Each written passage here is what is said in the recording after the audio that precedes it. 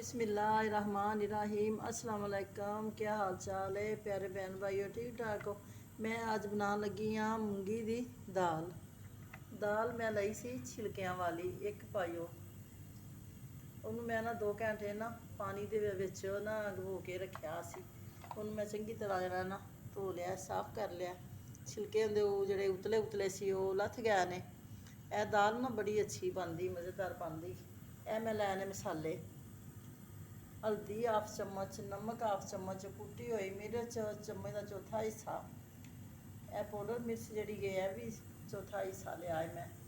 यह प्याज, अदरक, लसन, सब्ज़ मिर्च, इनका मैं ना पेस्ट बना लिया है इकट्ठा ही।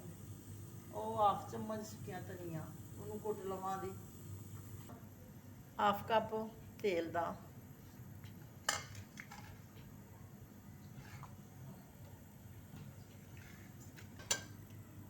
कढ़ाई तेल पा के मैं चूल्हे के उत्ते जरा ना कढ़ाई में चढ़ा दिता है।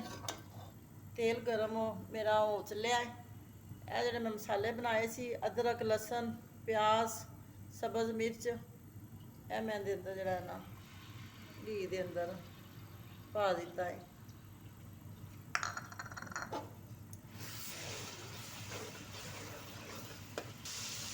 अच्छा जी, यह हाफ टमाटर यह मैं लिया है, यह भी पा दिता है।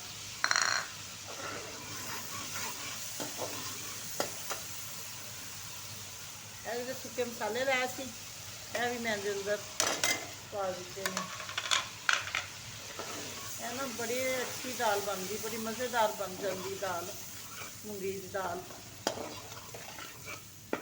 अच्छे तरीके ना बन जाए ना।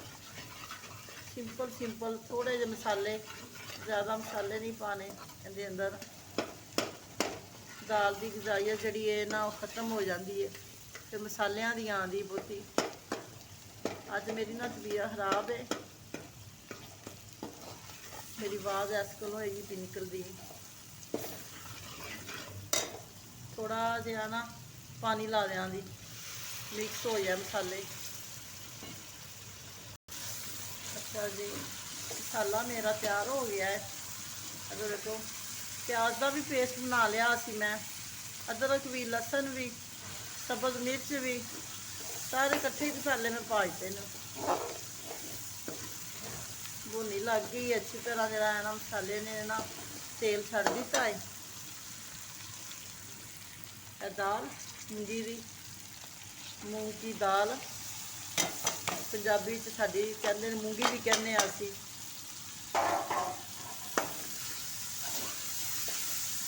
माशाल्लाह दाल गल जाएगी, दाना वखरा वखरा रहेगा।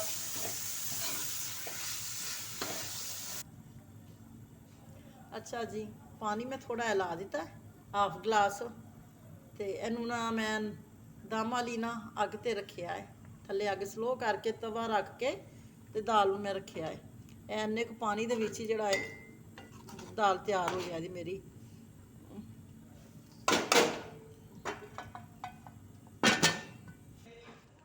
अच्छा जी, मैं ना चेक करनी है दाल नूं।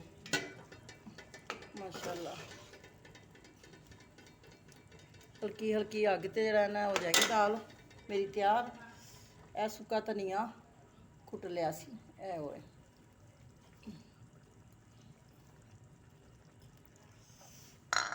मिक्स करके ना फिर उत्ते दे दिन्नी आ कैप कढ़ाई का।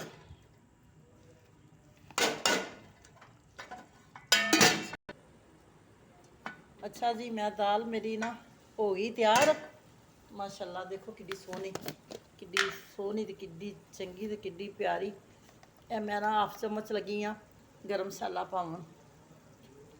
अच्छा, मेरे ना चैनल में सब्सक्राइब करो, लाइक करो, शेयर करो ते कमेंट्स करके ना मैनू ना दसो जी मैं हांडी बनानी पई हाँ कि किस तरह ही बनती है, तुहानू अच्छी लगती है कि नहीं लगती। माशाल्लाह। अच्छा जी, नाल ही अल्लाह हाफिज़।